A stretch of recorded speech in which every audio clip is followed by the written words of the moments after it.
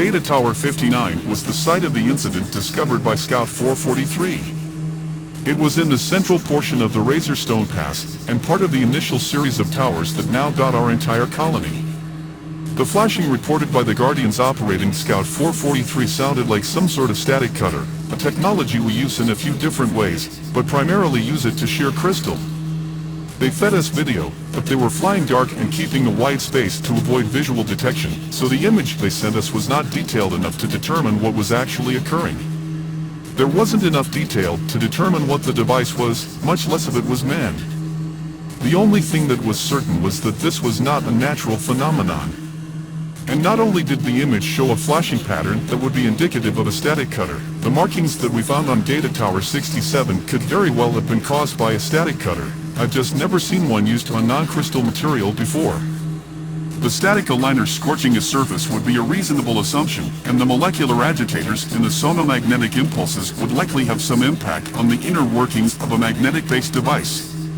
So, perhaps somebody decided to try a static cutter on a data tower. Even though it wasn't pretty to look at, it served the purpose, it damaged the tower. So, then maybe the same person or, more likely, group of people moved down the pass half a spin or so and attack another tower. And who would happen to be traveling throughout the northern part of our colony with a large static cutter and the desire to test the integrity of our gateway comm redundancy for the entire overlands? Perhaps somebody, or a group of people, who had just finished flash shearing 2 patches of crystal in the crystal plains. It was the only thing that made sense, even though it didn't make sense at all. It all seemed very haphazard. Sloppy.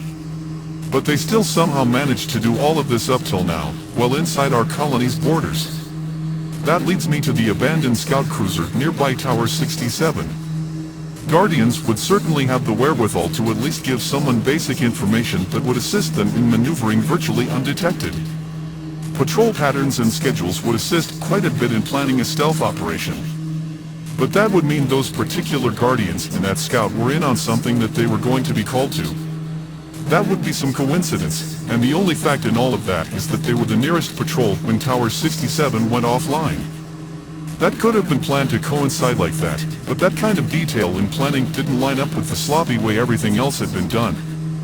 It almost looked like someone got their hands on a sonic cutter, knew what it did, but didn't know how to use it properly or what its limitations were. There's no way a Guardian would likely be part of that conspiracy, because Guardians know better. Shot shearing crystal and using static cutters on non-crystal are not actions that would be suggested by any Guardian, unless they were intentionally trying to sabotage an operation. So, you could piece together a loose scenario where 2 Guardians on patrol have arranged with co-conspirators to steal a static cutter, rendezvous at some point during the operation, then continue on to try and destroy more towers with a tool that is not designed at all for that purpose. To give you some kind of reference, you could use a garden hose to melt the snow from your sidewalk, but you would never think to try to use your garden hose to knock down your house. Similarly, using a device that transforms crystal at the molecular level to knock down a magnetically saturated, metal fiber hybrid tower would be considered a ridiculous notion to anybody even remotely familiar with the technology. I kept going back and forth on my theories surrounding the missing Guardians. But it was becoming more and more obvious that the people behind this were not native to our colony, as static cutters are a technology that we developed ourselves.